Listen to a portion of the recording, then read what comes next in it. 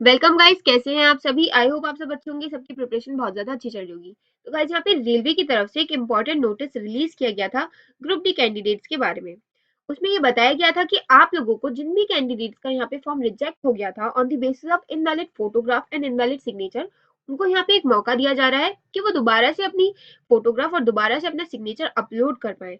तो नाउ अब ये जानना बहुत जरूरी है कि भाई कौन सी फोटोग्राफ आपकी वैलिड होगी और कौन सा सिग्नेचर आपका यहाँ पे वैलिड होगा।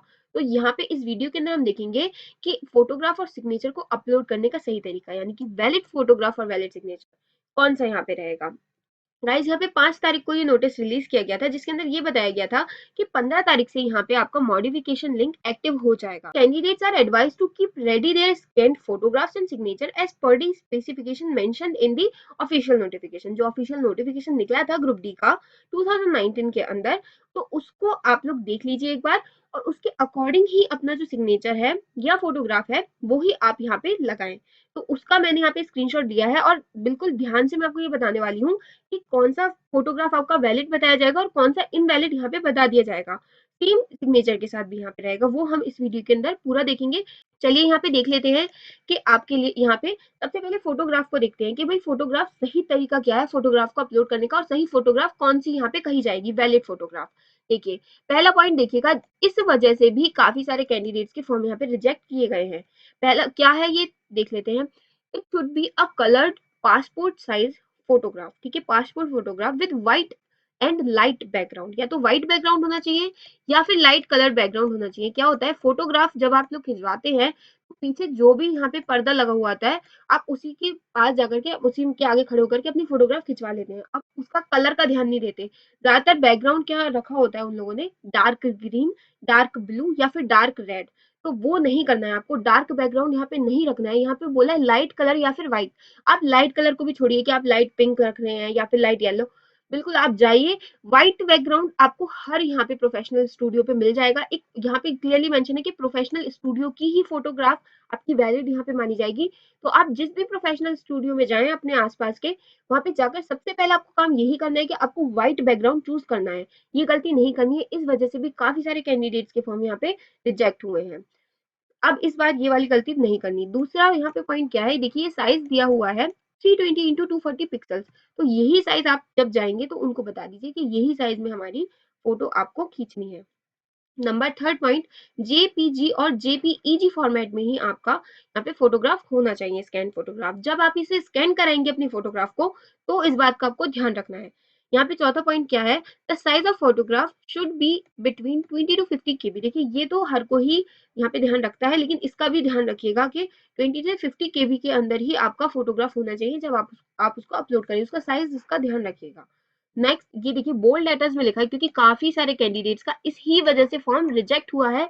इसको बिल्कुल ध्यान देके देखना है। इस वाले पॉइंट को लिखा है, the colour photograph must have been taken on or after 1 January 2019 के बाद ही आपकी जो फोटोग्राफ है वो ली हुई होनी चाहिए, या 1 जनवरी 2019। देखिए, अब ये वाली डेट तो यहाँ पे वैलिड नहीं रहेगी। ये देखिए, ये वाली डेट तो अब यहाँ पे वैलिड नहीं रहेगी। यानी कि अब आपको क्या करना है, आपको ऐसा नहीं करना है कि मैंने 2 महीने पहले ही फोटोग्राफ खिंचवाई थी, 1 महीने पहले ही, तो मैं यही लगा देता हूँ।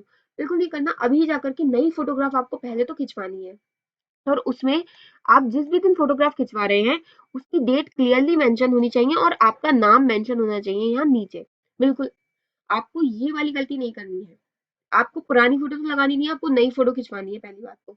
ये नहीं कि भाई 2 महीने पहले एक फॉर्म के लिए मैंने एग्जाम फॉर्म फिल किया था तो मैंने फोटोग्राफ खिंचवाई थी, वो बिल्कुल मत करिए। नई फोटोग्राफ आप खिंचवा लीजिए, डेट मेंशन होनी चाहिए। आजकल में ही आप अपनी फोटोग्राफ खिंचवा करके उसकी डेट मेंशन कीजिए, अपना नेम यहाँ पे आपका मेंशन होना चाहिए। तो ये वाली बात को ध्यान रखना है। दूसरा, यहाँ पे फोटोग्राफ मोबाइल वगैरह से नहीं लेनी है, बिल्कुल प्रोफेशनल स्टूडियो में जाकर के लेनी है। ठीक है, तीस यहाँ पे छठा पॉइंट क्या है, the photograph should have clear front view. जो आपका व्यू होना चाहिए, आप पूरे के पूरे दिखने चाहिए। ऐसे नहीं आप कैप पहन के चले गए, आप सनग्लासेस पहन के चले गए, ये बिल्कुल नहीं करना है। ना कैप पहनिए, ना सनग्लासेस, ना कोई कपड़ा लगाना है, ना मास्क लगाना है। और अगर आपके ग्लासेस भी हैं, देखिए इस वाले पॉइंट में लिखा हुआ है कि अगर आपके ग्लासेस भी हैं और आप ग्लासेस पहनते हैं, तो या तो आप ग्लासेस ना पहने, उस दिन आप ग्लासेस उतार के अलग रख दे फोटोग्राफ अपने खिंचवाते वक्त। लेकिन अगर आप ग्लासेस पहनते हैं तो इस बात का खास ध्यान रखना है कि उसपे लाइट का रिफ्लेक्शन नहीं आना चाहिए, रिफ्लेक्शन नहीं आना चाहिए। यहाँ पे आपकी जो आपके स्पेक्स हैं उसके जो ग्लासेस हैं उन पे लाइट का रिफ्लेक्शन नहीं आना चाहिए, आपकी जो आईज है वो क्लियरली विजिबल होनी चाहिए, इस बात का आपको ध्यान रखना है। तो आप लोग इस बात का ध्यान रखिए, मैं तो कहती हूँ आप चांस मत लीजिए, आप अपना चश्मा उतार के ही अपनी फोटो खिंचवा लीजिए।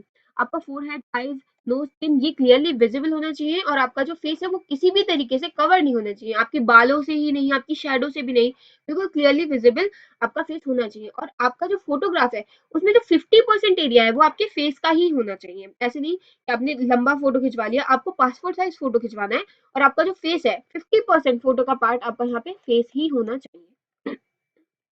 चलिए आगे देखते हैं, आगे देख लेते हैं यहाँ पे सिग्नेचर, कि आपका सिग्नेचर कैसा होना चाहिए। यहाँ पे मेरे को जो लगता है पर्सनली वो ये लगता है कि ज्यादातर कैंडिडेट्स का फॉर्म इसीलिए रिजेक्ट हुआ होगा क्योंकि यहाँ पे देखिए क्लियरली मेंशन है black ink pen, black ink pen का आपको यूज करना था व्हाइट पेपर पे। तो ये गलती हो सकता है कि काफी सारे कैंडिडेट्स ने की हो, उन्होंने यहाँ पे ब्लैक इंक पेन का यूज ना किया हो या फिर व्हाइट पेपर का यूज ना किया हो। तो इस बात का आपको ध्यान रखना है कि व्हाइट पेपर और ब्लैक इंक पेन का ही आपको यूज करना था, ठीक है। अब आपको यही यूज करना है, आपका अगर सिग्नेचर के उस पे बेसिस पे आपका फॉर्म रिजेक्ट हुआ है तो आपको ब्लैक इंक पेन से अपने साइन करने हैं और रनिंग हैंड से साइन करने हैं, वो ही साइन करने हैं जो आप करते हैं, ताकि ऐसे ना हो साइन मिसमैच हो जाए। तो ये वाली बात का भी आपको ध्यान रखना है, ब्लॉक लेटर्स में नहीं लिखना है, डिसजॉइन नहीं होने चाहिए लेटर, रनिंग हैंड से ही लिखना है। अगर आप राइट हैंड से लिखते हैं तो राइट हैंड से साइन कीजिए, लेफ्ट हैंड से लिखते हैं तो लेफ्ट हैंड से साइन कीजिए। इस बात का आपको ध्यान रखना है। ये भी जो इमेज का फॉर्मेट होगा आपका सिग्नेचर की इमेज का, वो भी जेपीजी और जेपीईजी फॉर्मेट में ही होना चाहिए, ठीक है। डायमेंशंस भी यहाँ पे क्लियरली मेंशन है, इस बात का भी ध्यान रखिए और फाइल साइज का भी ध्यान रखिए। ये बिल्कुल यहाँ पे क्लियरली मेंशन है कि जो आपके साइन है वो ही होने चाहिए, किसी अदर पर्सन से साइन मत करवाइएगा। वैसे कोई नहीं करवाता है लेकिन फिर भी मैं बता रही हूँ कि साइन मिसमैच नहीं होनी चाहिए।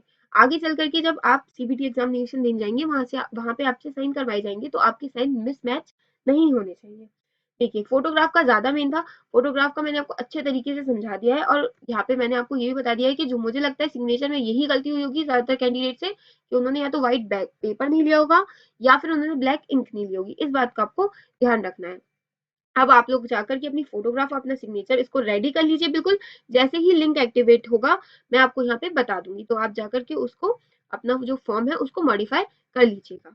दोस्तों अगर आप किसी भी कॉम्पिटेटिव एग्जाम की प्रिपरेशन कर रहे हैं तो आप अपनी प्रिपरेशन अनअकैडमी प्लस के साथ कंटिन्यू कर सकते हैं और अनअकैडमी प्लस पे मैक्सिमम डिस्काउंट के लिए डिस्काउंट कोड यूज कीजिए पीएमवाईटी डिस्काउंट कोड लगाने से आपको मैक्सिमम डिस्काउंट मिल जाएगा। साथ ही पीएमवाईटी कोड जो है वो सारी ही कैटेगरीज के लिए वैलिड है, whether it is UPSC, SSC, bank, railway, CDS, AFCAT, CAPF, state PSC, UGC NET, IIT, JEE, NEET.